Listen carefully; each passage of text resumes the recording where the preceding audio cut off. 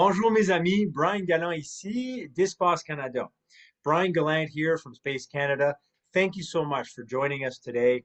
We have a wonderful guest that is going to share some insights and advice, as well as his experience within the space sector, and his experience is impressive. Dr. Scott Pace has held many important space-related positions over the years, such as Assistant to the President and Executive Secretary of the National Space Council from 2017 to 2020, Associate Administrator for Program Analysis and Evaluation at NASA, Deputy Director and Acting Director of the Office of Space Commerce, member of the U.S. delegation to the UN Committee on the Peaceful Uses of Outer Space, and a member of the NOAA Advisory Committee on Commercial Remote Sensing.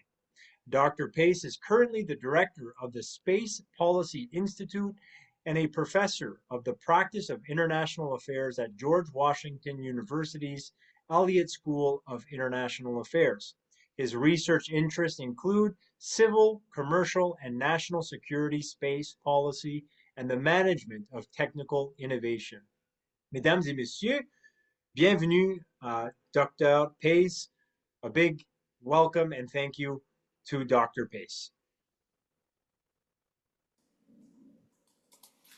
Mr. Pace, thank you so much for making time for us today. We really appreciate the opportunity to have a chat about the Canadian space sector, the global space sector, and get some advice from you on what's happening here in Canada. So thank you very much for joining us. I'm going to jump right into it. You have an incredibly impressive and robust track record within the space sector. How would you describe the state of the space sector today? And in your opinion, what are the biggest challenges, biggest changes that we have seen in the sector over the last few years? And what do you see moving forward? Just give us the lay of the land in your view. Sure. Well, one of the first things is there's multiple space sectors. So it depends on which lens you're looking at it through, either the commercial lens, a security lens, or like a civil, scientific, traditional exploration kind of lens, and sometimes safety services like, weather satellites, and of course certain applications of GPS. So in each of these sectors is different, but interrelated. On one hand, the policy foundations all look good and stable, which is not always the case. So a lot of the major policy changes that happened in the Trump administration have carried forward in the Biden administration, things like Artemis program for returning to the moon, and international partners, and then having a space force, and building up of space capabilities in anticipation of conflicts, of course, in the Western Pacific and possibly Europe. And then in the commercial side, of course, the commercial industry is still growing, has its ups and downs, ebbs and flows, but the commercial industry is growing and doing well, and the policy foundations for that are well known. So at one level, there is a general continuing coherence of space issues from a U.S. perspective. The challenges are not in policy per se, big questions, but really in execution. So you see problems and gaps in the Artemis architecture, where system engineering kinds of issues, not political issues. You see issues in implementation of the space traffic management systems that the Commerce Department is working on for space domain awareness. You see, budget challenges and execution challenges on the national security side. So, all the space sectors overall are in fairly good shape. Of course, for space people, there's never enough money that's spent on the topic. The primary problems are not really policy questions, but they're really now system engineering, integration, execution, project management. Some cases, fundamental competence questions and expertise. Those are probably the major challenges today. Very interesting. Well, throughout the years, you have worked in space, on space, at NASA, at the National Space Council, in the White House as an academic, and as a thought leader. What do you think a country like Canada needs to do to strengthen its space ecosystem, right? If you were to give us here in Canada some advice, what would you say? I would say one of the things that's important, space stuff is hard and it takes a long time. And so one of the things that's really important is that your space policy and space purposes and goals not only be articulated in a way that covers all those sectors, commercial, security, and civil and scientific, but do so in a way that can be explained or understood as aligned with long-term national interests. What you don't want to do is have a space policy that's aligned with a particular party, a particular leader, a particular faction. Space generally has been very bipartisan or nonpartisan in the U.S. A couple of exceptions. The 1960 election between John F. Kennedy and Richard Nixon, missile gap falling behind the Soviet Union was a partisan issue. 1984 elections, congressional elections, presidential elections, Strategic Defense Initiative, again, whether or not missile defenses would be feasible against the Soviet Union. Those are some of the few cases where it was really a partisan issue, but in sort of like a national security context. For the most part, it's not. And I think that's really important because space is a relatively fragile area of an ecosystem, and long-term political stability is important. And the way you get long-term political stability is by aligning what space does with long-term national interests. So this means thinking through what are Canada's long-term economic interests, diplomatic interests, security interests, even scientific interests and role in the world, and how does that relate to Canada? The second thing I would say, aside from that national interest alignment, is what is it that Canada can be particularly good at or competitive in? Canada is, of course, not the United States, not Europe, not Japan, not China. And so as a medium-sized space power, clearly very competent, clearly very valuable, so it's, U.S. is valued for a long time. But it's got to pick and choose. It can't do everything. And so in some areas of technology like robotics, of course, Canada is very famous for the Canadian arm and world leadership in robotics. In other areas, say communications, even though Canada, is certainly competent in the area, is not known for being, say, a world leader in communication satellites. But communication satellites were very important to Canada for tying the country together. The early Annex series, which provided communications to the far north and to remote settlements and areas in Canada, were part of helping Canada be a single country, similar to the United States having a transcontinental railroad in terms of tying the country together. Other countries like Indonesia, with large range of islands, for example, use satellite communications to tie them together. So how is it space technology can be used to build and strengthen Canada, Canadian identity, ties of people across Canada to serve the nation as a whole? India, for example, does lots of work with use of space technology for rural villages, so telehealth, education, that sort of thing. So what are the national needs? And then how can, space play a role in that? And really picking and choosing. I think probably the area for the most hard thinking probably needed is probably in the security area.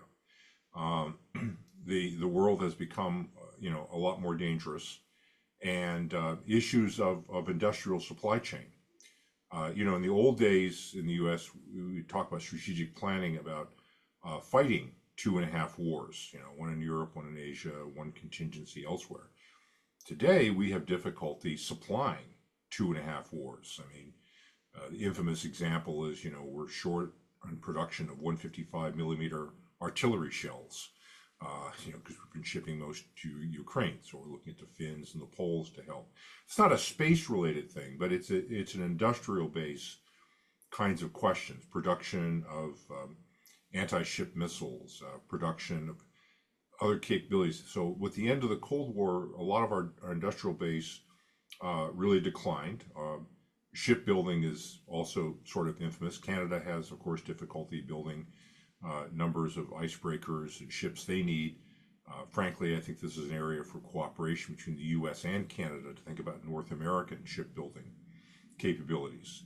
We're also looking, of course, to Korea and Japan shipbuilding. And again, the purpose of all this has to do with space is space industrial base and space supply chains are also important to security. And I think as we rethink what our global security interests are and alliance partnerships, the industrial base is a big part of that.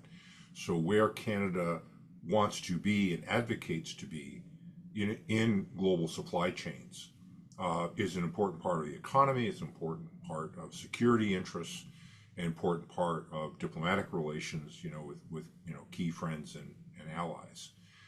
So one thing kind of leads to another, and it's important in thinking about space to look at it very holistically, because space power has these different facets to it. And if all you do is focus on one thing, like the next instrument I want to send to Mars, you lose the larger picture. And if you lose that larger picture, it's hard to articulate why space is in Canada's national interests and therefore is worthy of national attention and stability. Well, there's certainly a push, an international push, a push from the US for Canada to step up on defense spending as well. And we've advocated at Space Canada that we certainly think that increasing our capabilities when it comes to space-related defense and security instruments and technology would be one way in which Canada could step up. So certainly on your latter point, I agree and would make that plug. On your first point, it is really interesting. You mentioned this in your opening comments as well, that the Biden administration did continue a lot of the space-related initiatives of the Trump administration, including the U.S. National Space Council. And you were the executive secretary of the council for 3 years. You oversaw the revival of the council, because you can maybe speak to that, but it had been sort of dormant for a while. It is now, from our perspective, an important body with senior leadership at the table. What was the sort of reaction and process internally and of internal stakeholders to reviving and starting up the National Space Council again? And what hurdles did you face in getting it going?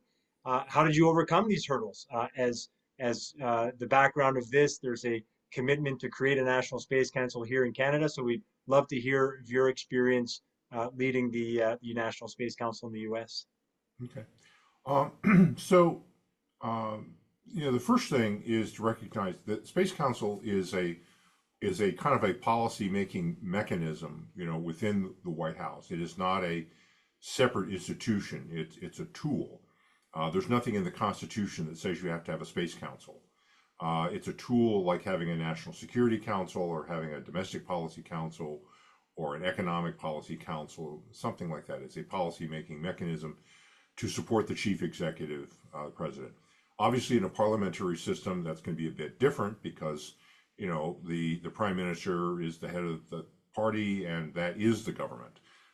Whereas, we have this, wonderful division of labor of many different parts of contending branches of government. So I was part of the Space Council back actually in Bush 41 administration, because I was the representative from the Commerce Department to the Space Council at that time. It didn't exist during the Reagan administration. It got brought back for Bush 41, and then Clinton administration eliminated it, again. And then there was discussion about whether we should bring it back, should candidate Trump win. And one of my reactions at the time was, well, yes, it's a great structure, but only if the president wants it. If the president really doesn't want to use it, you can't force him, and you can't force that utility. It's not something that's there, like the budget or Congress that he has to deal with, whether he likes it or not. It is a choice. And in the Obama administration, there was basically about two people. One who worked in OSTP, the other who worked in the NSC. They did a great job. They're a great staff, but they're two guys. And my reaction was, this is crazy. Okay, you need 4 or 5 guys, to do this. So if you bring back a Space Council, great, staff it appropriately, use it. But if you don't bring it back, for God's sakes, at least staff up the NSC and OSTP, the Science Advisor's Office, so they can do the job. Then, so the decision was made, okay, no, we really do want a Space Council. We want to bring more attention to it. Part of a larger political theme of, Make America Great. Well, Make America Great, space is very visible, symbolic. Part of that, and candidate Trump asked, at the time, candidate Mike Pence, whether you would open to heading it, which, traditionally would happen in the past. And Mike Pence was, very excited to do that, very happy to do that. And so, first of all, any problems for me were kind of solved by that decision. One, the president wanted it. Two, the vice president was enthusiastic about chairing it. And then, so it really, when it gets to me, it's like, well, what were your recommendations for, priority issues we should take on? Well, I had a number of criticisms of the Obama administration, particularly in exploration. And so that was very easy to say, oh, well, here are some of the things we need to fix that are problematic. We didn't start off trying to reform all of space policy at the first go. You can do that. The Obama administration actually did that early on. They just looked at all of space policy, and then went from there. I think what's most helpful in getting an organization going is to pick a couple of high priority specific items and go fix them and show how the process works. And after you've done several of those, then you can roll it up into a national policy. So we did Space Policy Directive 1, which dealt with exploration, putting a priority on returning to the moon, but with commercial and international partners, which is a more explicit commitment than we had made in the past. We then said, well, we need to grow the economy because to afford this, so that means regulatory reform. And so licenses, export controls, remote sensing licenses, there's just a lot of pick and shovel work needed for regulatory reform. Then we said, well, if we're successful at all this, we have all these growing mega constellations, it's going to get crowded up there. We're concerned about sustainability, safety of the environment. We need to say something about space traffic management. Been thought about in the Obama administration, but hadn't made as much progress. So we said, oh, well, we need to do that. And then that comes. And then in the course of this, while that policy was rolling out, the president said, oh, and I want a Space Force. We need to have a distinct independent entity, given the threats, given our dependency, it's time for this focus. I mean, I think if the threat environment hadn't changed so badly over the last 10 years, we would still be talking about air and space integration within the Air Force. But the threat environment was clearly different. If you looked at what Russia and China were doing, looking to hold U.S. assets and allied assets at risk, it was pretty obvious we need to do something more. So Space Force then happens. Those were sort of the big major movements. And then others followed, like cybersecurity, space nuclear power, position navigation timing, executive order on space resources, and so forth. So but the fundamental thing that was important was that the president cared. He didn't have to necessarily have a lot of detail, but he had to care about the outcome. You really don't accomplish anything without the political principle caring. I would often attribute, our success or progress to the top cover and support that was provided by President's space policy. And of course, I would get skeptics who would say, "Oh, come on, he doesn't know anything about space. How could he possibly know anything about space? You're really doing this." I go, "No, I'm not." I'm following his space policy. And they go, "Well, come on, we don't believe you. What is this space policy? Can you describe it?" I say, "Oh, the vice president and I have heard it multiple times. It's pretty straightforward. Bigger, higher, farther, faster, now." Is that Yeah, clear? that's pretty concise. Pretty concise. That's pretty clear, and oh, yes, sir, we know how to do that. The other thing that the vice president also brought to it, aside from that enthusiasm and support for the president's direction, I think was a sense of public engagement. So my first ideas for a Space Council meeting, which the Vice President wanted to do as soon as I got on board and could start work. And I said, well, here's a bunch of issues, and we could maybe do a photo op with the council members there, but then we need to move to a secure location because we have a number of security issues we've got to talk about. And the chief of staff just wasn't having it. I mean, he was looking at me like I had no clue.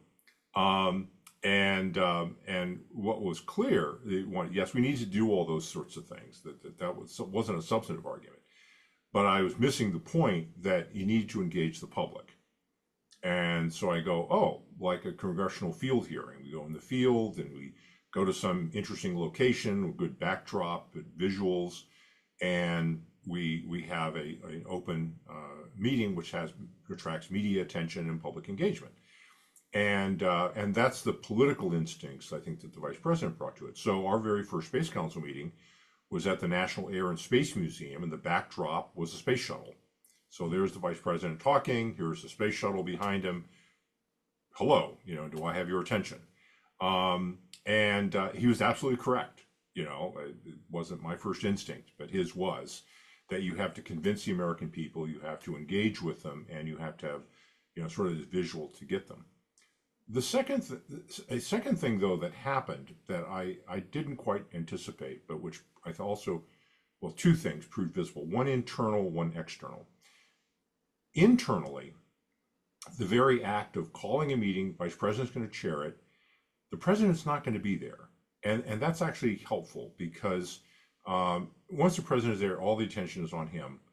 And it's hard for others to kind of like engage. But when people knew I'm going to be there in public and I need to talk and sound intelligent on these various topics that are going to come up for discussion because the Space Council has told me they're on the agenda, they have to prepare.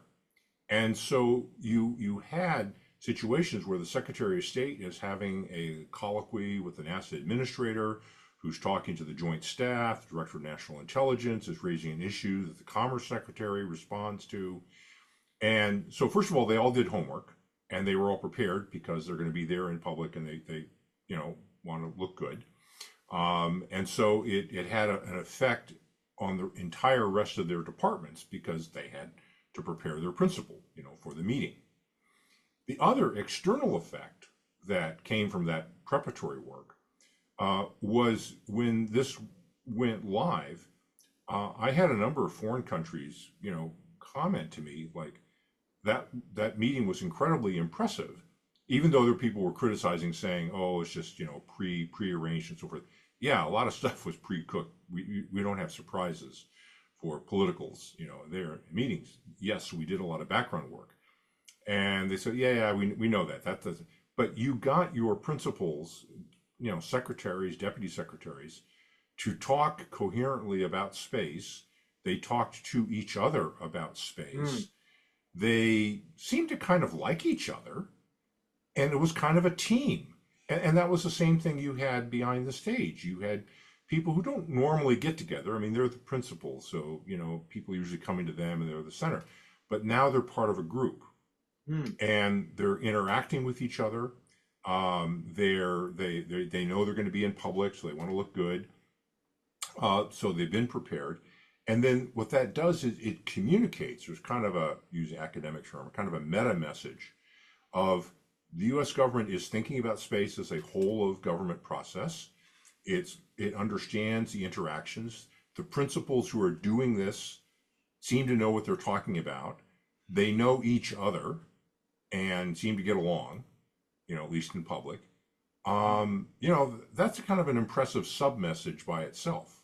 Mm-hmm. And so the Vice President's instincts to have a public meeting, was just dead on. It had other benefits, and it had international benefits, in addition to I think to domestic ones. So in having one of the objections to a space council often would come from NASA, who would go, "Oh, this is just something else between us and the president. They're trying to tell us what to do, and why do I want this other layer, and so forth." Well, first of all, sorry, we're the White House, and that's going to happen. But The other reason is that you're thinking, the agency is thinking too narrowly. We don't do things just to make NASA happy. NASA is a tool. It is an instrument of national power. It's a very important tool. It's a primary tool, but it is part of something that interacts with everything else. So if we grow the space economy, that's really good in terms of producing options for defense and NASA. As NASA engages with international partners, that shapes the international diplomatic environment, which in turn benefits commerce and security. So it's a team effort. Everybody is playing their part of the field, okay? But no one operates there by themselves. It's like in the military doing joint and combined arms operations. No service operates by themselves. It's all part of a joint and combined arms orchestration that you have to do. And so by having a series of regular public meetings that in turn assigned work that became the policy basis, you got a rhythm going of, oh, going to have a meeting, going to be in public, and there's going to be some assignments coming out of it, and we're going to report on what happened from the last meeting. And, it's just rhythmic, pulsing, through the systems. I think one of my criticisms of the current administration is they really haven't taken advantage of that Space Council process. They've had 3 meetings, 1 a year, fine. They have different sets of priorities they want to emphasize, while keeping the old ones. Again, that's fine. But by having regular meetings, you actually produce a kind of a team effort among the other agencies. There's kind of a team building exercise that goes on when people have to work on something together. So I think that's kind of a missed opportunity. But as I said in the beginning, it's not like there's a large amount of policy things that need to happen. A lot of things that need to happen now are really with the agencies. They're not things that the White House really can or should do, because that's why we have cabinet secretaries. That's why we have other appointed Senate confirmed officials, doing things. So the White House should be providing an oversight role. Its primary role of any White House office is to push the president's agenda down, make sure it's being followed and aligned, and to adjudicate issues that come up in the conflict. And there has to be some place to kick them to be resolved. And these things are bigger than any particular agency. So if there's a Canadian Space Council, which I think is a great idea, but it's got to be something where the prime ministers and all the parties agree that this is something beyond just partisan party issues. It's something we want as a mechanism, that it's to advance Canadian national interests, long-term interests, and that it's meant to take a whole of Canada approach toward doing space activities. And there's going to be some work that's going to come out of it. And it's going to be rhythmic work and steady, but it's going to be at, I think, fairly senior level. I think, we talked in the past, the Privy Council or something like that. What you don't want to do, which some countries have done, is they put like their space agency as the executive secretary in charge of, doing their council. Bad idea. Bad idea. Because it undercuts a sense of trust and teamwork that this is a national effort.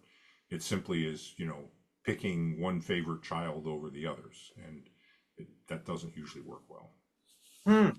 Well, lots to unpack there. So thank you for that. So as you alluded to, indeed the federal government here in Canada has committed to creating a National Space Council in their last budget, something that Space Canada has advocated for. So we're very excited about that commitment.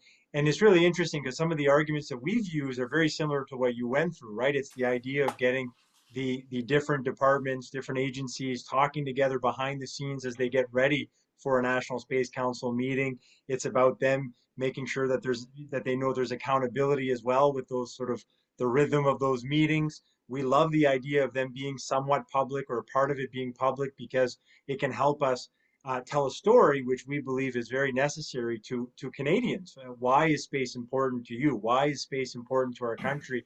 And I can tell you from my own experience over the last few years, I've learned tons, and it's surprising to what extent space is really ingrained in so much of our quality of life and way of life here in Canada and around the world. And then the cabinet ministers, in our case, having them, as you mentioned, start to liaise with each other, engage, be on the same team, trying to advance space together, we think would be a wonderful thing. And we've used the same argument as well. It's a great symbol internationally to say Canada is really sort of doubling down, prioritizing space for all the reasons that you and I certainly have been privy to know why that's important. So letting the world know that we're still stepping up on space here in Canada are all arguments that we use as to why the National Space Council could be helpful. So let's just maybe unpack a little bit some of the things you mentioned on sort of operationalizing it. So what comments would you have? What advice would you have on who should be around the table, and maybe speak to the U.S. example of the people that to what extent they're senior, to what people are supporting those senior positions around the table. Any comments you have on the structure of it, any sort of the operationalizing of a National Space Sure. Council would be very helpful, as we're right on the cusp of actually seeing it stood up here in Canada. So that advice would be very timely.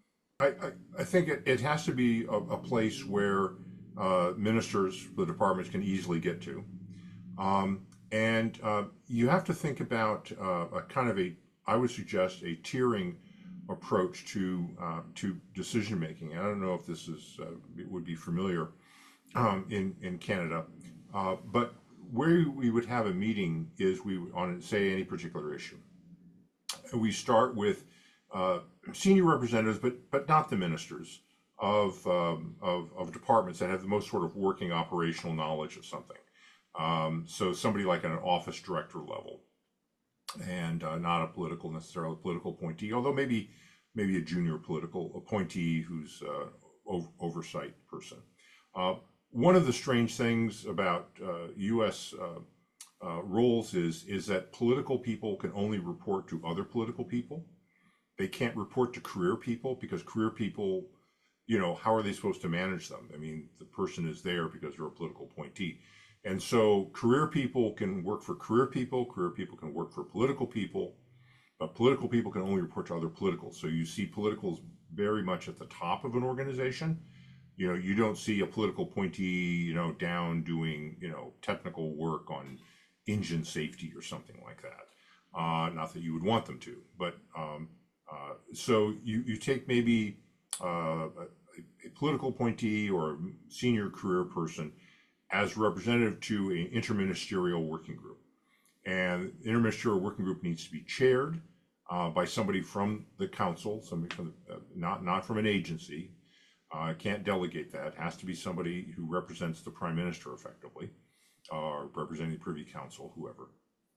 And then you have the first meeting and say, okay, the reason we're here is X. Here's the terms of reference, written terms of reference that have been approved, ideally by someone on behalf of the prime minister, because simply having a meeting is itself a political decision. And so deciding we're going to have a review of X, that is right there a political decision of priority, because you're spending time on that versus time on something else. So here's why we're here. Here's what the terms of reference that have been worked with the prime minister are as representatives, and here are the representatives who represent their ministries, departments, or agencies. They have to be able to speak for them. They can't just be some smart boffin you found at the local uni. Okay, it's got to be somebody who can say, I speak on behalf of. And if they can't speak on behalf of directly on a particular issue, they have to be able to take it back, get guidance, and come back and say, the position is X. Okay, if anybody ever lies, misrepresents, or isn't able to do that, you bounce them. They're gone. They never come back to the table, because you don't have time to mess around and decide who you can trust or not. So trust, integrity is just vital, because you just don't have time otherwise. So you have the groups meet, and then they'll argue about, oh, the statement should say this, or the program should do that. And the pen should be held by the staff, the Space Council staffer who's chairing the meeting. Okay, they write it all down, they take it all in. There'll be different views, and we do what is called bracketed text. Option A, option B, bracket of text, bracket of text. It's a mess, all right? Different colors and everything. That's fine. You get it all down, but you're controlling the configuration. Then you march through the text line by line. You watch the seasons change through the windows, okay, as you go through it and you resolve issues. What will happen is you'll resolve 90% of them, but you'll get down to like two or three that are really big decisions that you're not going to resolve with the people that are there. All right, that goes to deputies. Deputies are the ones one below, say the minister for the department. Okay, they go, right, can we agree on something or not? And ideally, they should come to some sort of agreement because that's why they're paid there. They're not paid to kick the can and give it to somebody else, but they're usually more senior and can make commitments and trade-offs that junior level people, cannot. If they can't agree, that's bad. It shouldn't happen. But if they can't agree, then it goes to principals. And the principal, and it may be the prime minister chairs the meeting. And if the principals can't agree on a way forward on something like that, prime minister makes the decision. And so there's an incentive to not elevate issues because you really want your boss making a decision about something you probably know more about. There's an incentive to, and if you can't come to a decision, in effect, you're saying that, well, you failed because the whole point is not to waste the prime minister's time on anything except the most important strategic kinds of things that really only he should decide, okay, on behalf of the government. And so you have this elevated process that pulls the issues together, chaired by someone who represents a neutral party or represents the government as a whole, elevated to deputies who should be able to resolve most things. That fails, then you go to principals or the prime minister to decide an issue. Then, once you have all that written down, you go back to everybody. You go through. What we would do is we would go back through cabinet affairs. So we would talk not only to the working groups that we had been dealing with all along, but we would also formally go back through cabinet affairs, which is sort of a different part of the White House, secretariat structure. And we'd say, okay, we're asking officially, anybody have any objections, any last minute thing? Lawyers look at it. We have general counsels scrub everything. And if they're all good with it, then it's approved for presidential signature. But it goes through a very disciplined process. And what in our system, what the general counsel, White House general counsel will tell you is you can create executive orders, policy directives, national security statements, all kinds of different, they're basically instructions from the executive. And what really matters is that you have a due process, a deliberative, disciplined process. That's what they're going to look for.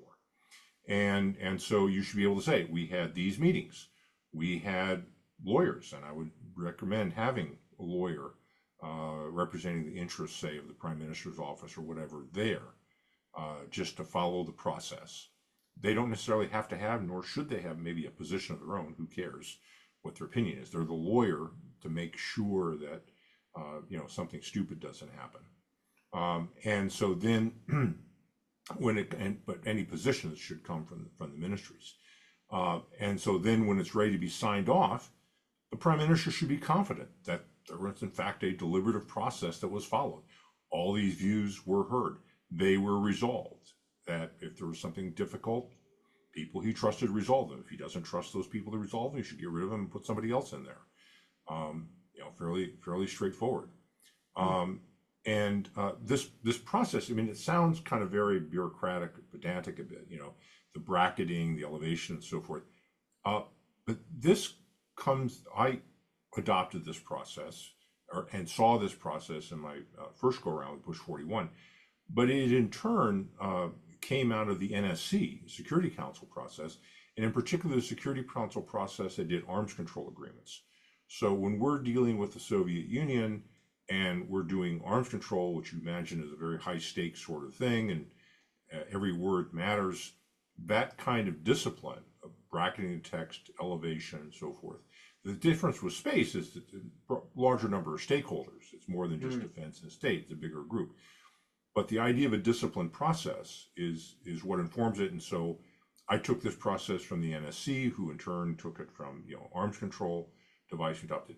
In contrast, the science advisor's office, Office of Science Technology Policy, which you would think, hey, they must know something about space, and they do.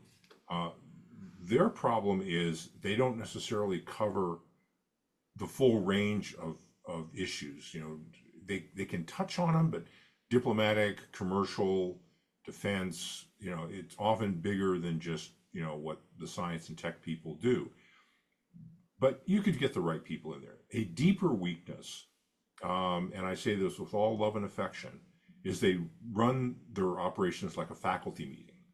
Okay, and a faculty meeting means, or you have a bunch of smart people. They've written a document. It goes around for comment. People comment on the document. It goes around and around and around, and eventually you have some committee structure, that writes this document. If you're dealing with an issue where no one knows what's going on, it is truly a new technical issue or a new um, topic area where nobody really has a clue. The Science Technology Council people are great. They can get smart people together and they can go figure something out and tell you what's going on. But when it comes time to get a presidential level decision or executive decision, they don't have the process that is as disciplined as what I described. mm, And so they'll come up with a statement and reports or something that, sound good, not unreasonable, but they don't really have the kind of buy-in and gravity and solidity to them that you want out of a national policy decision. They're basically a statement by a bunch of smart guys. mm. Who cares? Okay, you There you know, go. Uh, So they should be participants in the process, but the process you use is really important to the credibility of yeah, the product. right. Well, looking at the time, what wonderful, wonderful insights, and we're very appreciative. I'd like to ask you one last question. It's layered too as well. So the audience, we believe, of our discussion here today will be many of Space Canada's members. We have over 80 members spanning from large multinational companies to innovative startups to academia, uh, as well as we think government officials will be listening. So I guess my last question to sort of finish things off here is let's split it into three here. If you were to give one piece of advice to those that are listening that work on space within the private sector, what would that be? What would be the one piece of advice you would give to somebody that's listening that's from academia? And lastly, one piece of advice for those that work in government that are work in government that do stuff on space that are joining us here today. So what would those pieces of advice be? Um, I think for since I formerly was in the Commerce Department, back in earlier days, the one piece of advice I would say is go find a friend. Do not go into the government by yourself. Go in as part of a trade association, as a group, at least two or three. Do not go on an individual lobbying basis, because if I'm a government guy, I know that I'm not smart enough to know all the commercial and competitive strategies in place. And so someone might come to me with a perfectly brilliant idea, but I don't know if it's the most brilliant idea. So things which come together as a unified position, even among a small number, and there can be disagreeing camps even, but don't go alone. Try to go with friends or people you can find basic agreement with. Trade associations are really important for that. There you go. The second thing I would say is for academics, um, you know, don't don't have high expectations that you're going to have a direct impact. The way you have an impact is through your people, is through your students, it's through doing service. So if academics have an opportunity to rotate into government and do service and rotate out, that's great. The chance to train people, that's great. Um, uh, uh, there is former Secretary of Defense Bob Gates, who, of course, CIA, Secretary of Defense, brilliant, brilliant guy. He goes to University of Texas, chancellor and so forth. And he's criticized by faculty who say, how come you never consulted us? and all these important positions you're in. And he said, well, first reason, I just didn't have time. I mean, as a government guy, you're just going flat out. You don't have time to, have, leisurely philosophical discussions. If you, pointing to the academics, want to have an impact, your job is to train the next generation of people who will be in the room, because you won't be, but your students will be. So that's your job. Go do that. Um, and then I would say for government people, is make friends in the other agencies. U.S. government, people do move around and people know each other agencies, and so it's a town that does circulate. I was struck when I first started working with Japan decades ago, how people came up through one ministry and never knew really anybody anywhere else, and so they were really kind of at a handicap.